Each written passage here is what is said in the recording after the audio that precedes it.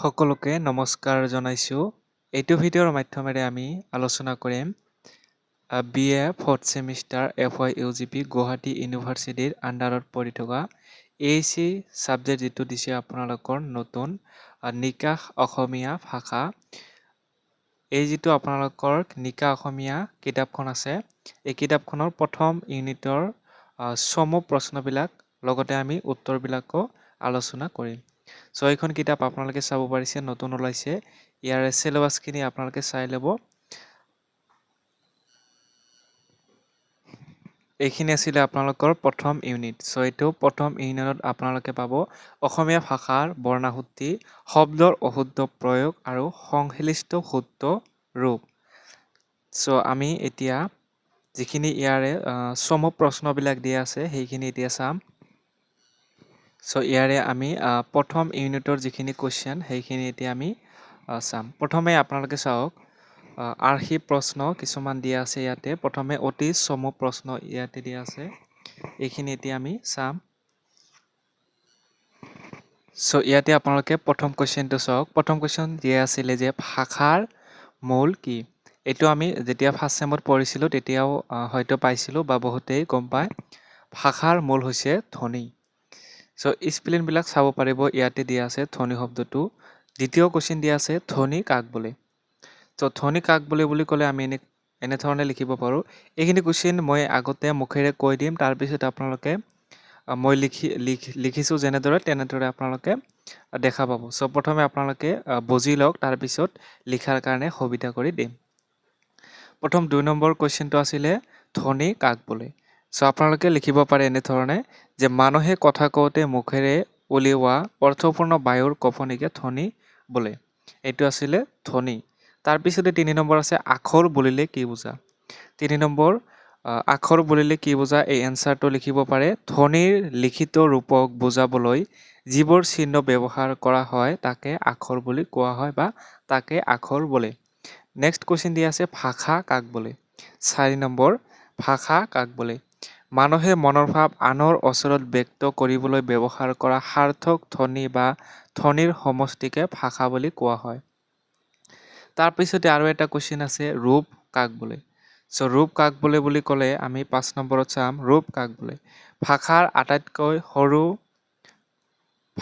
আটাইতকৈ সৰু অৰ্থযুক্ত গদ্যক ৰূপ বুলি কোৱা হয়।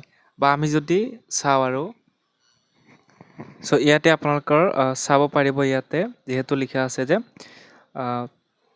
ৰূপ হৈছে এনেকুৱা ধ্বনিৰ লগত ধ্বনি লগ লাগি অৰ্থপূৰ্ণ বা অৰ্থ প্ৰকাশ কৰিলে তাক ৰূপ বুলি কোৱা হয়। চ' এতিয়া নিশ্চয় ধৰিব পাৰিছে ইয়াতে আছে। এতিয়া আমি নেক্সট কুৱেশ্যন লৈ আহিছোঁ। নেক্সট কুৱেশ্যনটো দিয়া আছিলে যে আপোনালোকৰ পাণিনিয়ে ৰচনা কৰা ব্যাকৰণখনৰ নাম কি? চ' 6 নম্বৰ কুৱেশ্যনটো আছিলে এইটো। চ' ইয়াৰে এনচাৰটো হ'ব পাণিনিয়ে ৰচনা কৰা ব্যাকৰণখনৰ নাম হৈছে অষ্টাধ্যায়ী। তাৰপিছতে ব্যাকৰণ কাক বোলে বুলি ইয়াতে যিহেতু লিখিছে ব্যাকৰণ কাক বোলে, ধৰি লওক মই এটা এক্সাম্পল দিছোঁ।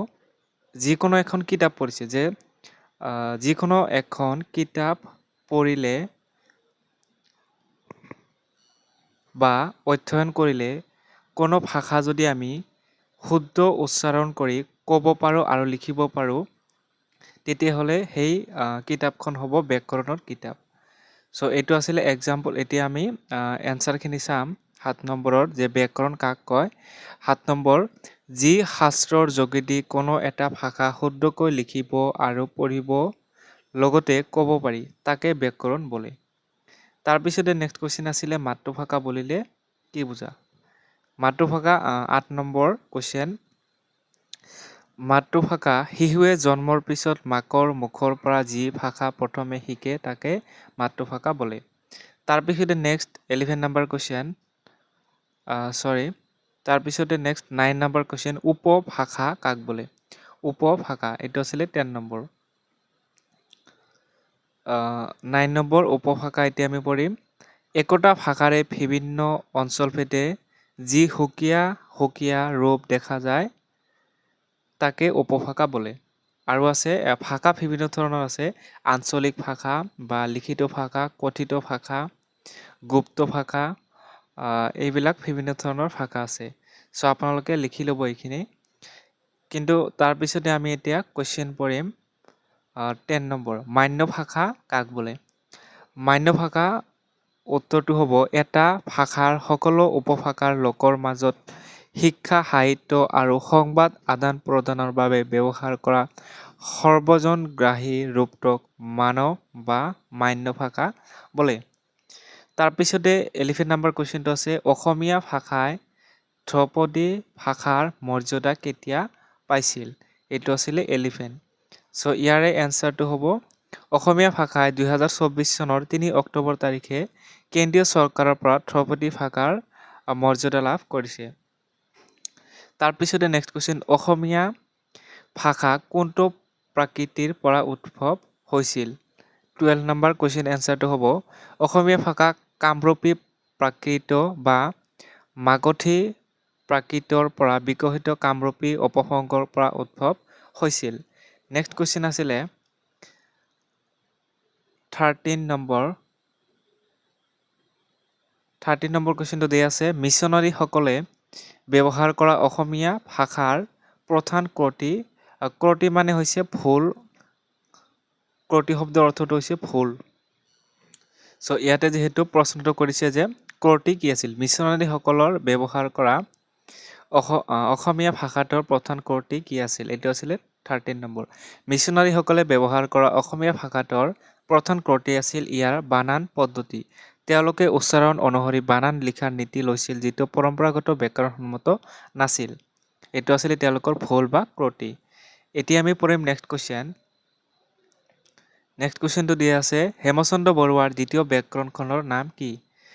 হেমচন্দ্ৰ বৰুৱাৰ দ্বিতীয়খন ব্যাকৰণৰ নাম হৈছে অসমীয়া ল'ৰাৰ ব্যাকৰণ। এইটো ইম্পৰ্টেণ্ট হয়। স্বৰৰ, স্বস্ৰ, দীৰ্ঘৰ পাৰ্থক্য অসমীয়াত অৰ্থৰ পাৰ্থক্য ঘটাব পাৰেনে? 15 নম্বৰ, এইটো নোৱাৰে। অসমীয়া ভাষাত উচ্চাৰণৰ ফালৰ পৰা স্বস্ৰ আৰু দীৰ্ঘ স্বৰৰ কোনো পাৰ্থক্য নাই। নেক্সট কুৱেশ্যন, অসমীয়া ভাষাৰ বিশিষ্ট স্বৰধ্বনি স্বৰবৰ্ণ কেইটা? মই ইয়াৰ আগতে যিটো ভিডিঅ' দিছিলোঁ সেইটো নিশ্চয় আপোনালোকে চাইছে। তাৰ পৰা কিন্তু বহুত কুৱেশ্যন ইয়াতে দেখা পাইছোঁ।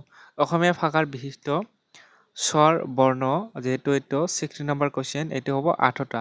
অসমীয়া ভাষাৰ বিশিষ্ট স্বৰ বৰ্ণ 8টা। আৰু যদি সোধে অসমীয়া ভাষাৰ ব্যঞ্জন বৰ্ণ কেইটা? ঠিক আছে, ব্যঞ্জন বৰ্ণ আপোনালোকৰ 21টা আছে। তাৰপিছত ইয়াৰ বিষয়ে বেছিকেলি জানিবলৈ আপোনালোকে ইয়াৰ আগত যিটো ভিডিঅ' দিয়া হৈছে এইটো চাব পাৰে।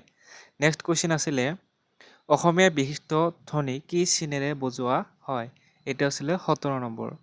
চ' এইটো আপোনালোকে চিনটো দেখুৱাই দিম, যেতিয়া মই এনচাৰখিনি দেখুৱাম তেতিয়া আপোনালোকে গম পাব। এনেধৰণে দুটা দাগৰ নিচিনা দিয়া হয়। ঠিক আছে। তাৰপিছতে 18 নম্বৰ, অনুস্বৰ আৰু বিসৰ্গক কি বৰ্ণ বোলে? চ' এই দুয়োটাকে আজোকবাহ বৰ্ণ বা আশ্ৰয়ভাগী বৰ্ণ বুলি কোৱা হয়। অনুস্বৰ আৰু বিসৰ্গৰ বৰ্ণ। উন্দিষ্ট আৰু অৱক কি বৰ্ণ বোলে? উন্দিষ্ট আৰু অৱক অৰ্থস্বৰ, ছেমিফয়েলছ বা অন্তঃস্থ বৰ্ণ বোলে। তাৰপিছতে 20 নম্বৰ কুৱেশ্যন, অসমীয়া ভাষাৰ পাৰ্শ্বিক বৰ্ণ কোনটো? অসমীয়া ভাষাৰ পাৰ্শ্বিক বৰ্ণ হ'ল ল। চ' এতিয়া আমি ইয়াৰে এনচাৰখিনি লিখিত ৰূপত চাম। চ' আপোনালোকে চাব 1 নম্বৰ কুৱেশ্যন, তাৰপিছত 2 নম্বৰ, গোটেইখিনি ইয়াতে লিখিত ৰূপত দিয়া আছে। ঠিক আছে। একেবাৰে সৰু কৰি দিছোঁ এইখিনি। চ' তাৰপিছতে যিহেতু কুৱেশ্যন আপোনালোকৰ বহুতো আছে, অনুশীলনত এইখিনি আছিলে 1 মাৰ্কৰ ভেৰি শ্বৰ্ট কুৱেশ্যন।